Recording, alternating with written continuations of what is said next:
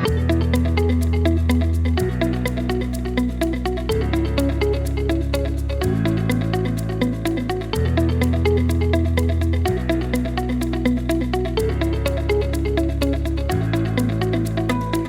a very warm welcome to you. This is the Business Hour podcast. My name is Mbogoh, and as you can rightfully see, this is an amazing space that we are recording at, and this is in collaboration with Workstyle KE. It's a co-working space for anyone who's looking for somewhere to work from. If you do not want to work from home, this is the space for you to be at. And with that being said, let's get straight into the show. And today I will be speaking to a very good friend of mine, none other than Asuma, who's the CEO of Kenyan Wallstreet. What are some of those things that you really wish you knew when you were starting off? I think maybe two things. I think one will be around structures. So in as much as the business is small, even if you got say 10k worth of deal or whatever, it's good to be accountable. Make sure you separate the business from from me.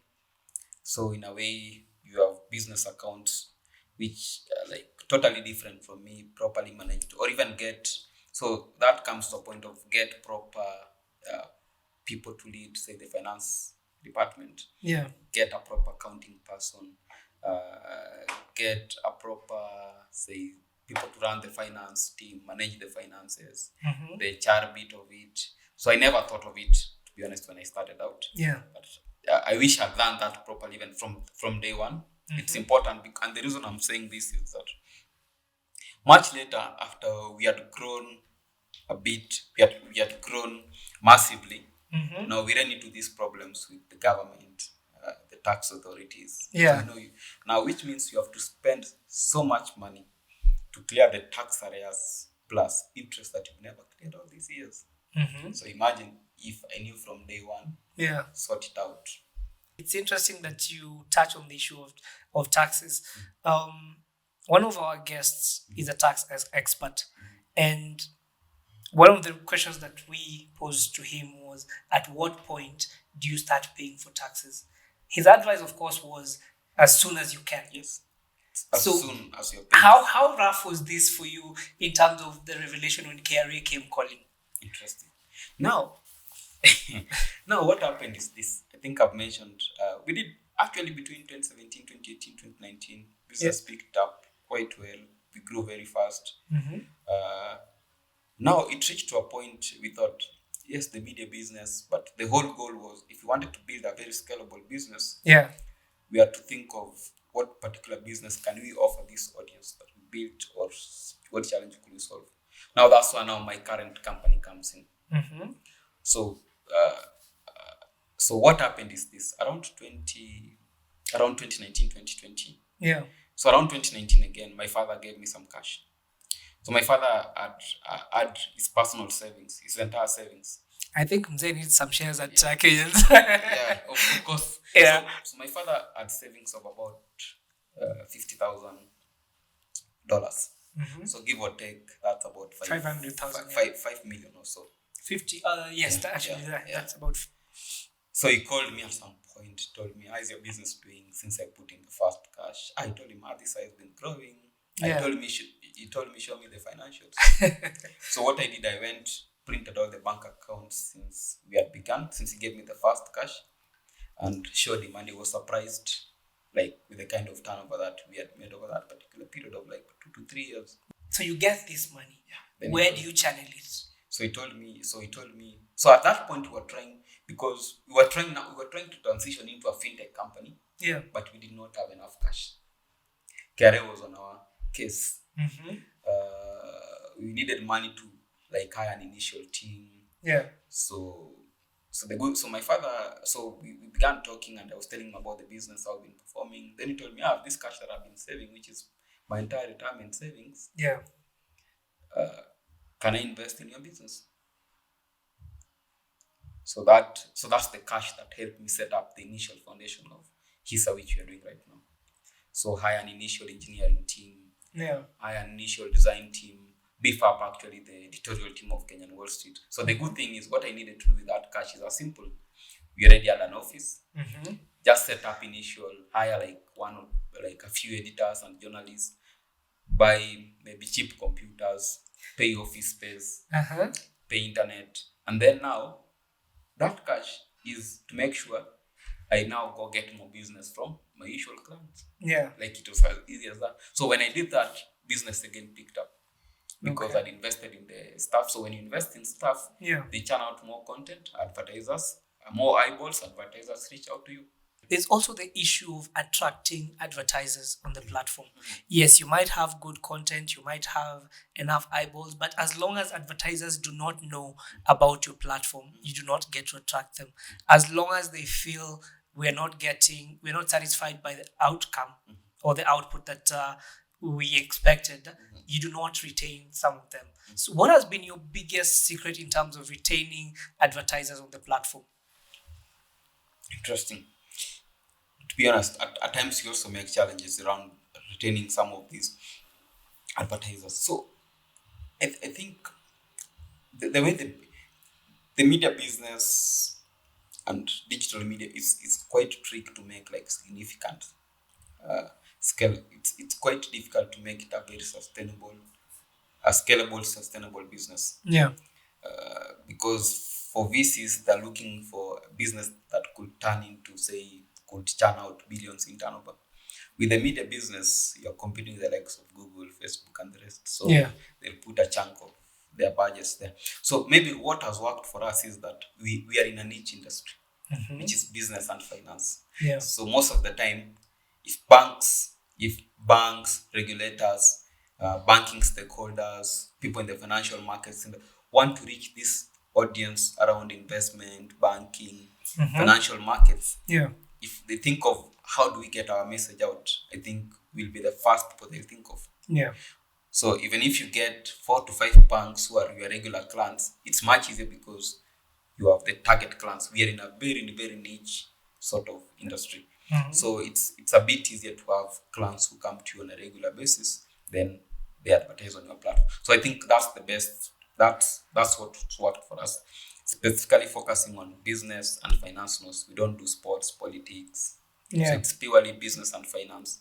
So if you're a bank, financial institutions, it makes sense for their CEOs or management to pass out the information through our platform.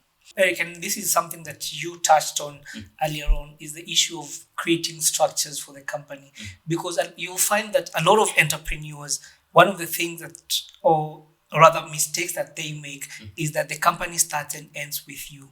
Is this something that you experienced, and what is the downside of having that? Interesting. So again, also I was a bit lucky. So when I began building out a team, I was looking for, say, partners or co-founders that could help me. In as much as I'd built the initial phases, I think in a business you also need people who could bring in divergent views, help you build the business as well. So when I brought in my initial co-founder, is also called Eric Jackson. So his background is in software engineering, so he was able to take care of the engineering side of things, help me put up the proper structures around the business, separate around finances and all that. So he brought in actually that experience and helped me set up to separate and put in the proper structures. So that maybe from around 2019 thereabout. So that's now when we began setting up the structures around business, making sure our taxes are in order, making sure we separate some of these roles, making sure at least the business can run without me. And so far the business can actually run. I can actually be away for 2 weeks without even worrying what's happening. And the good thing is that now my co-founder can take care of some of the aspects of the business. Okay, Eric, there's also this aspect. Yes, you have a business. The business is slowly becoming sustainable. And there's the question of scaling up or expanding. How fast or how slowly do you need to do this? Interesting. So maybe in our case around scaling, so we thought of it, if we were to scale, we had to find a product within what we were doing to scale. So now that's what led us to what we're doing, which is HIsa, a mobile app that allows Kenyans to invest in Kenyan stocks and US stocks. So, and the reason we did a couple of surveys across some of these users, asking them, what's your biggest pinpoint? What do you think we could do? And the responses we had was that we want to invest in the stock market or in the financial markets. So the good thing is we had experience building software solutions for stockbrokers. So it was a bit easier to understand the entire industry in and out, and then build a solution out of this. So around scaling, we thought it's a bit difficult to scale a media business, but we need it for distribution, credibility, and all that. But then now we have to find another niche product that has more of synergies with what we are currently doing, and that's now we came up with HIsa, which we believe is now a bit scalable. Okay. And normally most people will say, if you're going to start a business in your line of expertise. You did not do that. You went completely in the opposite direction. How has that been? Interesting. So I think my case is a typical sort of out of just my experience helping my parents run their businesses. So learning as you go. So though what I knew from campus is that I thought I would go into business, but never knew which particular business. I think, as I mentioned to you initially, I tried a business around tenders and all that, but I think with time, what you ask yourself is, like, what am I passionate about? So I think for me, it was about passion most of the time. That's why I could stay all those years, the initial years, without getting an income, but still continue doing it. So it was more about passion first, but then, at times passion can't feed you. So you have to figure out, like, how do you make some money out of your passion? Then that's how it. For an entrepreneur, someone who's, let's say, interning at this big company, and they're thinking, this is not my calling, this is not where I want to spend majority of my life. What is your advice to them? What are some of the things that they need to know about business before setting out? So I think for me, my view is that most of these successful things boil down to passion first. So initially, I think while you work there or you are intern or whatever, I think the best thing, find something that you're a bit passionate about and that you can spend more time. So once you find something that you're a bit passionate about, try to figure out what's the biggest challenge in that particular industry. And the best way to do that is try solve your own challenge. So for me, even for HIsa, we were trying to solve even our own challenge. Despite us taking all these surveys, we were asking ourselves, I need to invest. Like, why isn't there a platform that I can do this? So then I think passion first, find something that you're keen to solve, then figure out along the way as you go. Because what I'm getting, Eric, is now with HIsa, that is what you studied. Because it is centered around stocks and investing. So that is what you were doing initially. But I needed to gain knowledge, study the industry, work with brokers and banks, understand how their back office systems work, find their biggest challenge, and then now build it much later. So initially, imagine if I would have started building HIsa initially, I'm sure I could have gone nowhere. I did not have the audience, I did not know the industry, I did not know the regulators, the banking partners. So with time, the media business enabled me to understand the industry, work with them, build for them their back office solutions. And then now, after that experience, now build my own solution after working with them. All right, so Eric, let's go back to the initial investment. So Mzee puts in some money. 2 years down the line, he adds more investment in the company. So, and you realize this kind of money is not money that you would have normally have access to. This is something that even if you went to a bank or to a financial institution, this could have taken some time. So what was the plan? What was the arrangement with your dad? Do you get to eventually repay it as a loan? Was this a grant? What was the arrangement?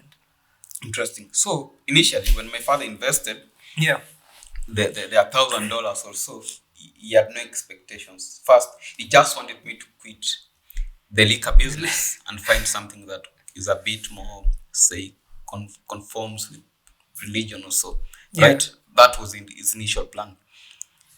Can you do something that conforms like with like Christianity or something? Secondly, the reason he put in invested second time is that it's in the growth that since he invested $1,000, I think when I showed him the bank accounts of the business, like he was astonished, like how within a short time you could do such massive turnover. So that's why he put in the cash, and he had no expectations, to be honest. He told me, "Look, I want to support you as my son. I have no." He told me, "I have no expectations." He assured me that. But of course, look, it's an investment, and these are your parents. Like, this is my family's cash. So of course, I have to find a way. So what happens in typical startup investments? Given that most of the time it's been cash from my family, from the business, and say my co-founder doing some bit of contributions.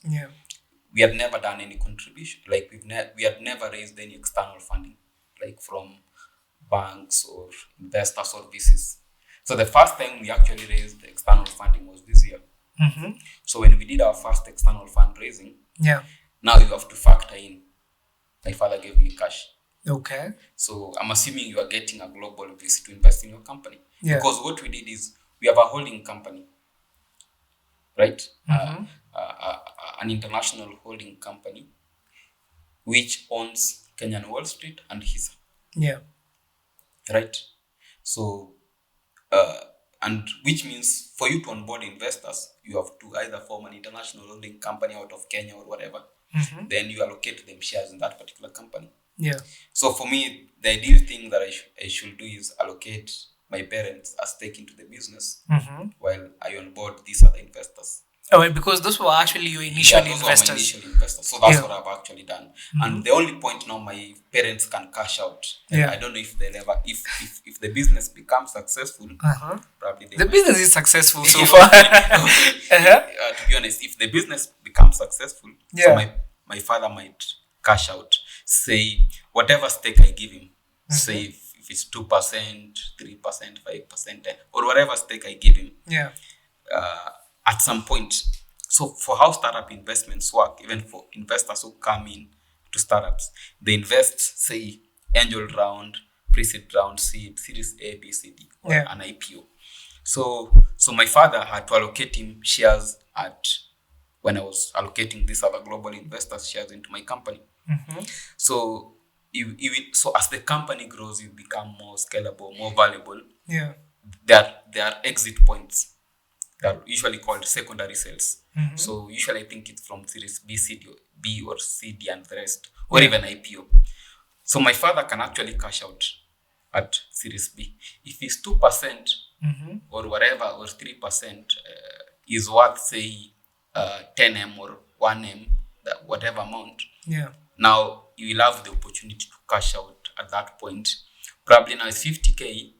Will probably turn out into 100 times. So probably when he's in his retirement, he'll have some cash to spend. So that's how he's gonna get his returns. Now we already have a structure around how he's going to recoup his money. We have a couple of agreements now with even the investors around that. And actually, that's a good place to end it, because with most entrepreneurs, you'll find that family, friends, and savings form the majority of where their capital comes from. So it's actually good to have an example of someone who's gone through that phase and to see that actually this is the case and this is what is happening. So lastly, my final question before we wrap up. When you look at some of the investors that maybe you would have wanted to onboard initially and who wouldn't give you the light of day, what is your word to them? I think most people make mistakes and ignore business at the early stages, and I think it's the money.